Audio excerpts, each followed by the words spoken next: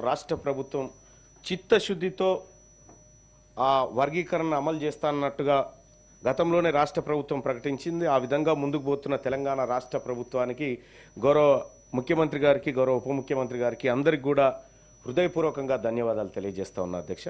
అయితే ఇక్కడ ఒక చిన్నది ఏంటంటే అధ్యక్ష, ఈ ఎస్సీ వర్గీకరణకు సంబంధించి 3 కేటగిరీలు అనుకున్నారు అధ్యక్ష. ఈ 3 కేటగిరీల్లో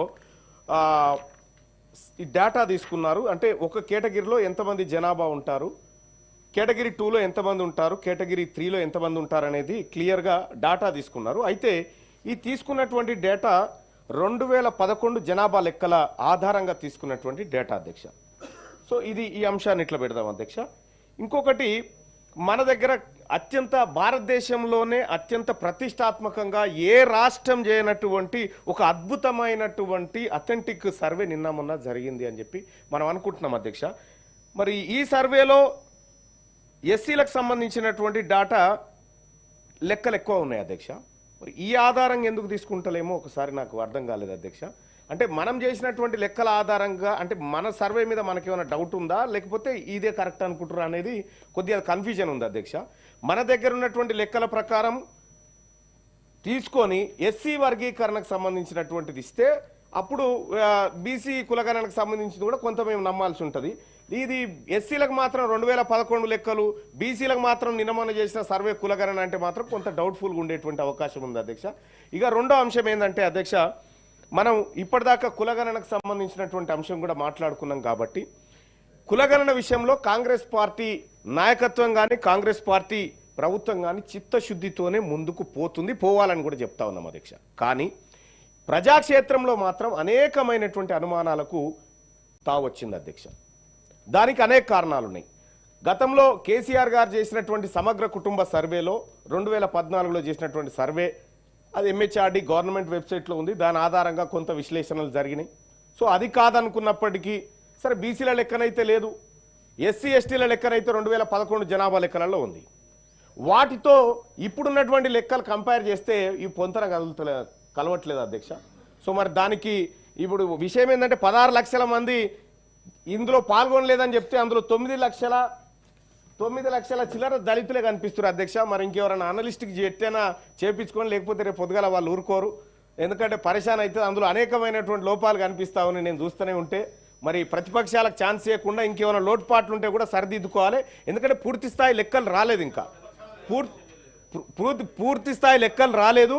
అయితే కులాల వారీగా కూడా ఇక్కడ ఎస్సీలకు సంబంధించినటువంటి కుల వర్గీకరణలో ఇక్కడ ఒక చిన్న రెల్లి అనేటువంటి వాళ్ళు 3025 మంది ఉన్నారని, పాకి అని, మోటి అని, తోటి అని 947 మంది ఉన్నారు, అనాముకు 17 మంది ఉన్నారు ఈ రాష్ట్ర జనాభాలోని. ఎట్లయితే కులాల వారీగా లెక్కలు ఉన్నాయో, బీసీలకు సంబంధించినటువంటి కూడా కులాల వారీగా లెక్కలను ఈ సభ ముందు, ప్రజల ముందు పెడితే అప్పుడు మనం చేసినటువంటి కార్యక్రమానికి ప్రజా ఆమోదం దొరుకుతుంది. లేదు అనుకుంటే ఇప్పుడు ఈ పత్రం అసలు నాకు అర్థం కాలేదు అధ్యక్ష. ఈ పత్రం ఒకటి పెట్టినాం మనం, కానీ ఇది ఉందని మొన్న ఉత్తమ్ కుమార్ రెడ్డి గారే చెప్పారు, గౌరవ మంత్రివర్యులు. మరి ఈడకు అదే కనిపిస్తూ ఉంది. ఇంకా కొత్తగా ఏం లేదు, ఏమైనా బిల్లు ఏమైనా పెడతారేమో నేను సంతోషంతో ఊరుకొచ్చిన అధ్యక్ష. ఇక్కడ బిల్లు కనిపిస్తలేదు, ఏం కనిపిస్తలేదు, మళ్ళీ అదే ఉంది కథ. బెల్లు అంటలేదు. మా అధ్యక్షుల వారు మంచివారు కాబట్టే ఇక కొత్త సభ్యులకు కూడా ట్రైనింగ్, శిక్షణ కోసం అలాంటి చిన్న సభ్యులకు కూడా ఇస్తూ ఉంటారు అధ్యక్షులు. ఆయన గొప్పవారు. అయితే ఇక్కడ అధ్యక్ష అదే మీది అథెంటిక్ కాదంటారు కదా, అది కేసీఆర్ గారి దగ్గర ఉన్నది, అది తీసుకొని రారి, అదేందో చూసిన తర్వాత చేద్దాం. 2014లో కేసీఆర్ గారు చేసినటువంటి సమగ్ర కుటుంబ సర్వే ఏదైతే ఉందో అది అథెంటిక్ కాదని చెప్పి ఇప్పుడు ఆ నాయకులు చెప్తున్నటువంటి మాటని వాళ్ళు ఎక్కడ సభలో ప్రవేశపెట్టలే, ఎక్కడ పెట్టలే. పైపెచ్చు 33% రిజర్వేషన్, బీసీలకు దక్కిన రిజర్వేషన్ 23% పట్టుకొచ్చి ఇవాళ తెలంగాణ రాష్ట్రంలో బీసీ జెడ్పీటీసీలు, ఎస్టీ జెడ్పీటీసీల కంటే చాలా తక్కువ కిందికి తీసుకొచ్చినటువంటి మహనీయుల గురించి ఇప్పుడు నేనేం మాట్లాడాలి సార్? అందుకోసమే మాట్లాడాలనుకుంటే అధ్యక్ష, రేపు ఈ చేసినటువంటి సర్వే, మనసులో ఉన్నదే మాట్లాడుతున్నాం. ఎల్ఓపి గారు దయచేసి ఆయన మనసులో మీ మనసులో ఉంది, నేను మాట్లాడాలంటే ఎట్లా సార్? ఇప్పుడు నేనేమంటున్నాను సార్, కనీసం తెలంగాణ రాష్ట్రంలో అధ్యక్ష సమగ్ర కుటుంబ సర్వే చేసినటువంటి వాళ్ళు తెలంగాణ రాష్ట్రంలో పందులు ఎన్నున్నాయో చెప్పారు కానీ బీసీలు ఎంత మందిరో చెప్పలేదు అధ్యక్ష ఇప్పటి వరకు. పందులు ఎన్నున్నాయో చెప్పారు కానీ ఈ రాష్ట్రంలో కుక్కలు ఎన్నున్నాయి, నక్కలు ఎన్నున్నాయో లెక్కలు చెప్పినటువంటి వాళ్ళు ఇవాళ కాంగ్రెస్ పార్టీ ప్రభుత్వం బీసీల లెక్కలను తీసుకొచ్చి మా ముంగడ పెడతా ఉంటే పాపం ఆపోజిషన్ లో ఉన్నటువంటి నాయకులు తీన్మార్ మల్లన్న గారు కూడా ఎస్ నా ప్రభుత్వాన్ని నేను స్వేచ్ఛగా అడుగుతా ఉన్నా 2011 లెక్కలు ఎస్సీ వర్గీకరణ కోసం తాజాగా బీసీల కోసం ఈ లెక్కలు ఎందుకు తీసుకుంటున్నారని నా ప్రభుత్వాన్ని నేను అడుగుతా ఉన్నా. నా ప్రభుత్వానికే మనం చేసిన సర్వే మీద నమ్మకం ఉందా లేదా అనేటువంటి విషయాన్ని స్పష్టంగా అడుగుతా ఉన్నా. సరే, ఇక్కడ మనం గమనించాల్సినటువంటి అంశాన్ని ఒకసారి చూస్తే అధ్యక్ష, ఇవాళ బీసీలకు సంబంధించి కేవలం సర్వే చేసినాం, మా దగ్గర లెక్క ఉంది, ఆ లెక్క ఆధారంగా మేము చేసుకుంటూ పోతామంటే కుదరదు అధ్యక్ష.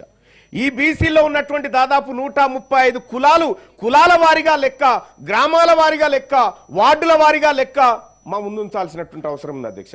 మనం కూడా ప్రభుత్వం కూడా ఏదైతే 3.1% ఏదో మిస్ అయింది, ఆ మిస్ అయింది కంప్లీట్ చేస్తేనే ఇది స్పష్టమైన దేశానికి ఆదర్శవంతమైన సర్వే అవుతుంది.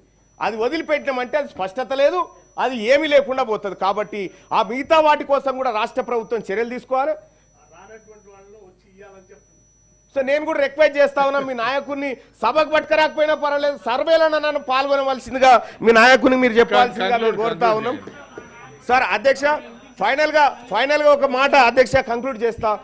బీసీలకు సంబంధించినటువంటి అధ్యక్ష, ఈ బీసీలకు వెనకబడిన తరగతులు మేము క్యాస్ట్ కాదు అధ్యక్ష, క్లాస్, మేము బిగ్ క్లాస్. బీసీలం అంటే బిగ్ క్లాస్ అధ్యక్ష. నేను ఎందుకు చెప్తానంటే పెద్ద సంఖ్యలో ఉండేటువంటి మాకు ఒక పథకాన్ని అమలు చేయాలన్నా, లేకపోతే మాకు ఒక ఫలాన్ని అందించాలన్నా కనీసం లెక్కాపత్రం లేదు అధ్యక్ష. ఇప్పుడు ఇచ్చేటువంటి లెక్కాపత్రం ప్రామాణికంగా ఉండాలి. ఎక్కడైనా సంఖ్యల్లో పొరపాటు జరిగితే, ఎక్కడైనా డేటా ఎంట్రీ దగ్గర ఏమన్నా పొరపాట్లు జరిగితే సరిదిద్దుకోవడానికి కూడా సమయం ఉంది. ఎందుకంటే ఇప్పుడు మనం పూర్తి లెక్కలు పెట్టలేదు కాబట్టి. సో అట్లేమైనా మిస్ అయితే కూడా సరిదిద్దుకునేటువంటి ప్రయత్నం చేయాలి. ఎందుకంటే ఇది మా 50% పై చిరుకున్నటువంటి వర్గాలకు సంబంధించినటువంటి తలరాత అక్కడ ఉంది. ఆ తలరాత కరెక్ట్గా ఉంటే మా జీవితాలు మారితే, ఆ తలరాత బరాబర్ ఉండాలని చెప్పి కోరుకుంటా ఉన్నాం అధ్యక్ష. ఫైనల్గా ఒకటే మాట అధ్యక్ష, నేనైతే బిల్లు పెడుతురేమో, కేంద్రానికి పంపుతురేమో అని సంతోషంగా వచ్చిన అధ్యక్ష. మరి మళ్ళీ అది ఎప్పుడు పెడుతురో, మళ్ళీ ఎప్పుడు రావనో, ఆ పెట్టినప్పుడు మా బిగ్ క్లాస్ వాళ్ళకి ఎక్కువ సమయం ఇవ్వాలని కోరుకుంటా ఉన్నా అధ్యక్ష. జీవన్ రెడ్డి గారు, ఓన్లీ 1 minute. అధ్యక్ష, దళితులు ఏదైతుందో సామాజికంగా ఆర్థికంగా వెనుకబడుతున్న గురవుతున్నటువంటి ఉపకులాలకు ప్రత్యేకించి ఏదైతుందో వర్గీకరణ ద్వారా వారికి న్యాయం చేయాలనేటువంటి భావనతోని మొన్న మధ్య సుప్రీంకోర్టు ఇచ్చిన తీర్పుకు అనుగుణంగా